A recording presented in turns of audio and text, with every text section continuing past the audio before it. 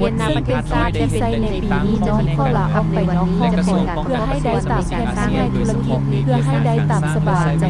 สิทธิ์ได้แก้การก่อสร้างเพื่อดอกสหงจะต้องได้เห็นและได้ตั้งข้องตนและได้สร้างขึ้นเทือละน้อยเพราะการเดินและเปลี่ยนแปลงใหม่อย่างมวลซื่นกับเสียงได้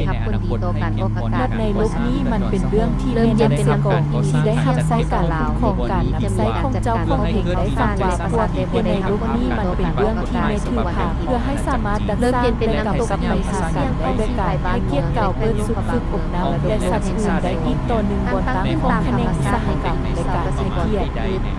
ฤดูร้อนในเขตเมืองใหม่ในปีนี้จะมีฝนมาปรับในวันนี้จะเป็นการประกอบส่วนในการสร้างเขื่อนใส่น้ำทะเล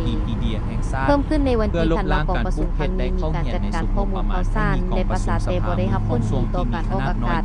ทุกวันอาทิตย์เริ่มเย็นเป็นน้ำหนึ่งใจซ่องคนตายอยู่ที่โรงแรมดอนจันทนครหลวงของลาว